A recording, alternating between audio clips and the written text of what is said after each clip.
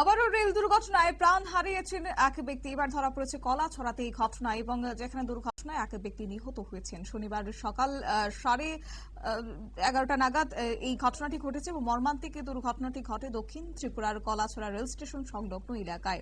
মৃত ব্যক্তির নাম লক্ষণ চন্দ্র দাস বলে জানা গেছে। তার বয়স আনুমানিক 52 বছর। পিতা ধীরেন্দ্র চন্দ্র দাস কালীবাজার এসসি কলোনির বাসিন্দা বলে জানা গেছে। অবশ্য প্রত্যক্ষদর্শীরা এই নিয়ে জানিয়েছেন যে আগরতলা থেকে সকাল 10:50 সাপ্রমের উদ্দেশ্যে ছেড়ে যাওয়া যাত্রীবাহী ট্রেনটি কলাছড়ার থাইলিক তুইসা স্টেশন সংলগ্ন এলাকায় পৌঁছতেই লক্ষণ দাসের ট্রেনের নিচে কাটা পড়ে দুর্ঘটনাস্থলে মারা যান। গোটা বিষয় নিয়ে পুলিশের পক্ষ থেকে কি জানানো হয়েছে শুনুন। একটার পরে 1:00 দিকে একটা খবর আসে যে কলাছড়া থাইলিক তুইসা স্টেশনের পাশে একজন ভদ্রলোক, উনি এই এলাকার, ওনার নাম লক্ষ্মণ চন্দ্র দাস, বয়স অনুমান 50। তো উনি কানেও শুনেন না, এটা ওনার পরিবারের বক্তব্য এবং এলাকাবাসীর বক্তব্য। তো উনি নাকি ওই আগরতলা সাবরুমগামী ট্রেনে বোধহয় রান ওভার হয়েছে। তো ওনার বডি আমরা দেখছি। এখন আমাদের যাবতীয় আইনত যা যা করা আমরা করে নিয়েছি।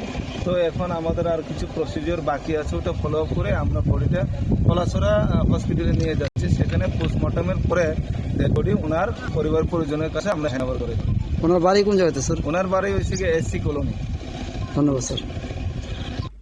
আপনারা শুনেন পুলিশের পক্ষ থেকে বক্তব্য। এই নিয়ে চলে যাবো, আমাদের সঙ্গে যুক্ত হয়ে গেছে সাবরুম থেকে প্রতিনিধি সুকান্ত দাস। সুকান্ত, গোটা বিষয়টা যদি তুলে ধরেন। হ্যাঁ, বলুন। হ্যাঁ সুকান্ত, বিষয়টা যদি একটু তুলে ধরো। আজকে সকালবেলা 10:50 আগরতলাগামী ট্রেন যখন সাবরুম থেকে আসছিল, সে 12টার সময় কলাছড়া তোলাচা স্টেশন সংলগ্ন 52 বছরের লক্ষণচন্দ্র দাস ওই ব্যক্তি রেলের ইয়েতে পরে কাটা দিয়েছে। কিভাবে হয়েছে, কি কারণ, এটা এখনো পুলিশ খুঁজে পাচ্ছে না। তবে ঘটনার সাথে সাথে ঘটনার খবর সাথে সাথে কলাছড়া আউটপোস্টে পুলিশ অভিযানে গিয়েছে।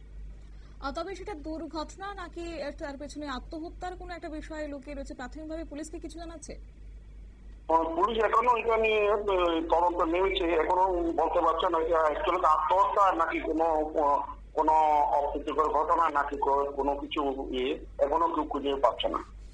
ধন্যবাদ। আপনারা শুনলেন। অবশ্য জানা গেছে আজ সকাল 10:50 নাগাদই সাপ্রমের উদ্দেশ্যে যখন ট্রেনটি রওনা হয়, ঠিক তখনই এই দুর্ঘটনাটি ঘটে যায়। তবে এখন এই খবর ছড়িয়ে পড়তে গোটা এলাকা জুড়ে শোকের ছায়া নেমে এসেছে এবং গোটা বিষয় নিয়ে অবশ্য পুলিশও তদন্তে নেমেছে। নিয়ে নিচ্ছে ছোট্ট একটি বিজ্ঞাপন বিরতির সঙ্গে থাকুন।